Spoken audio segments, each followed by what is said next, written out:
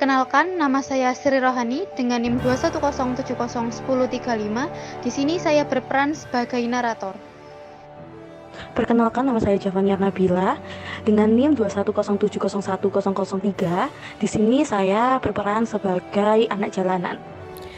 Perkenalkan, nama saya Faiza Ramawati berNIM 21070101013. Di sini saya berperan sebagai salah satu psikolog komunitas CU. Perkenalkan, nama saya Ayu Irmawati dengan NIM 21070101002. Di sini saya sebagai psikolog di sebuah komunitas CU. Perkenalkan, nama saya Mirza Risma Istifari dengan NIM 210701032. Di sini saya sebagai polisi. Perkenalkan, nama saya Ditra Matarwanto dengan NIM 210701012. Peran saya sebagai polisi.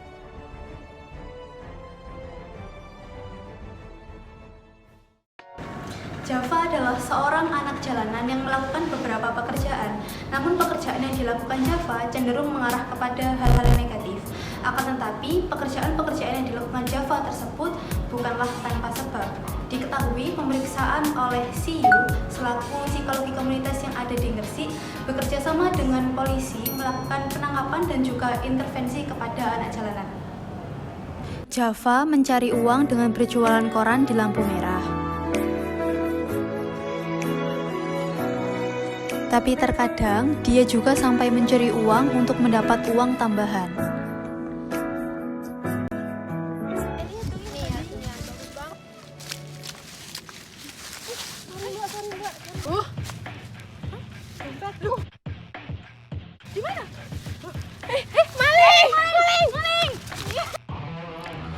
Kadang juga Java mencari uang dengan melakukan tindak kriminal karena dia merasa dengan berjualan koran penghasilan yang dia dapatkan tidak dapat mencukupi kebutuhannya sehari-hari.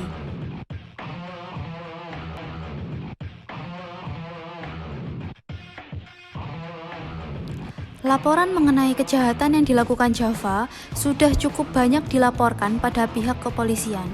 Hal tersebut membuat Java sudah menjadi buronan polisi. Dan beruntungnya, Java selalu berhasil kabur dari kejaran polisi. Mungkin Java sudah terlatih ya untuk berlari. Laporan mengenai kejahatan Java terus masuk kepada pihak kepolisian. Mas, arek iki maneh. Siapa sih? Lo ndak? Iki saya emang kudu ditangkap sih secepetnya. Semerasakan banget arek iki, sumpah. Ayo cekelah ya arek iki. Karena ketika berjualan dagangannya selalu sepi, Java memutuskan untuk mengemis saja karena tidak memerlukan banyak tenaga. Nggak ada mas. Tapi sayangnya, orang yang dia mintai uang adalah Java, si anak jalanan itu kan? Siapa sih? Nih, Apa sih? dit, dapat mangsa nih. Mau kemana sih? Dapat nih bro. Oh, jadi gini anaknya. Yoi. Bro, ambilin mobil satu. Kita dapat mangsa di sini. akhirnya Java tertangkap polisi. Tapi karena Java masih di bawah umur, Java mendapatkan rehabilitasi oleh tim CU selaku psikolog komunitas yang bekerja sama dengan kepolisian setempat. Nih ada anak bandel nih.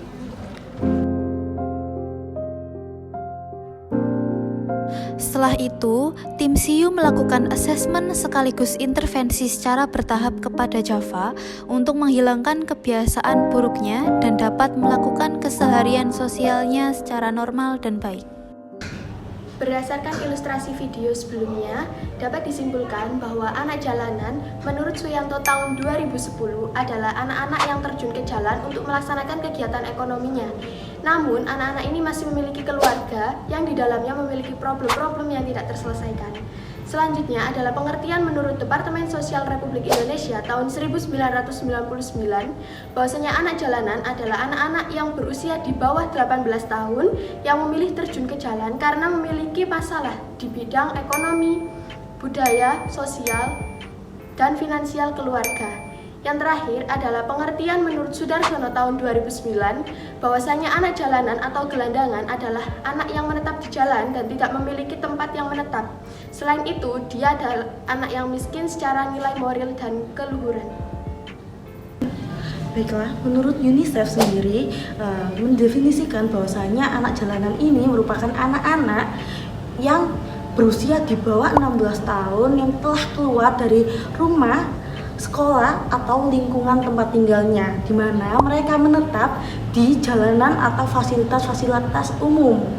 Nah, di sini mereka memiliki latar belakang ataupun karakteristik yang hampir sama, di mana banyak dari mereka berasal dari keluarga yang memiliki ekonomi yang kurang ataupun keluarga yang tidak harmonis. Setelah itu, banyak dari mereka mengalami kecanduan alkohol, melakukan kejahatan kecil, dan perilaku negatif lainnya. Lalu ada faktor anak jalanan. Semakin berkembangnya zaman, fenomena anak jalanan atau pekerjaan anak di Indonesia dilatar belakangi oleh tingkat kemiskinan atau ekonomi keluarga yang rendah, dan juga keperolehan pendidikan anak itu tidak sesuai dengan usianya. Minimnya ekonomi keluarga membuat mereka tidak bisa untuk menghidupi kebutuhan sehari-hari. Di sini juga menjadi salah satu faktor secara tidak langsung anak harus mencari pekerjaannya sendiri. Tapi pekerjaan apa yang membutuhkan anak yang tidak berpendidikan atau berpengalaman? Jadi anak-anak di sini menjadi faktor terjadinya anak jalanan muncul. Menurut Molander tahun 1996 ada 3 faktor yang menyebabkan terjadinya anak jalanan. Yang pertama adalah karena faktor lingkungan, ekonomi keluarga, dan juga keharmonisan keluarga. Menurut dalam kasus ini, Java adalah seorang anak jalanan yang mempunyai faktor ketiga yang diungkapkan oleh Molander tahun 1996. Yang pertama ada karena dia faktor lingkungannya itu mayoritas menjadi anak jalanan. Lalu, ekonomi keluarga yang Java alami juga mempengaruhi ketidakharmonisan keluarga Javaniar. Hal ini yang menyebabkan Java menjadi anak jalanan. Proses intervensi mikro merupakan proses yang membantu warga binaan sosial membangkitkan kembali potensi, motivasi, dan asa dalam diri mereka. Intervensi ini menggunakan metode guesswork dengan menggunakan layanan konseling kepada warga binaan sosial, anak jalanan, dan para pekerja sosial. Konseling mengenai masalah anak jalanan media paling efektif dalam upaya mencapai tujuan dan program rehabilitasi pekerjaan sosial. Dalam hal ini dituntut untuk menjalankan prinsip dasar kesejahteraan sosial, yaitu menerima apapun keluh kesah warga binaan sosial dan menerima apa adanya ke anak jalanan tersebut. Di mana masalah yang dialami warga binaan sosial selama menjadi anak jalanan antara lain, yang pertama, membantu perekonomian keluarga, yang kedua, anak korban perceraian kedua orang tuanya, yang ketiga, anak dari keluarga mampu yang kurang mendapatkan perhatian dari kedua orang tuanya ataupun keluarganya, yang keempat, merasa jenuh dan tertekan karena selalu dikekang oleh kedua orang tuanya, dan yang kelima, ingin hidup bebas tanpa aturan dan paksaan dari siapapun. Intervensi anak jalanan. Intervensi yang diberikan kepada Java selaku anak jalanan ada 2 cara. Yang pertama yaitu pemberian konseling. Pemberian konseling ini dilakukan dengan cara pemberian motivasi, masukan, dan saran kepada Java.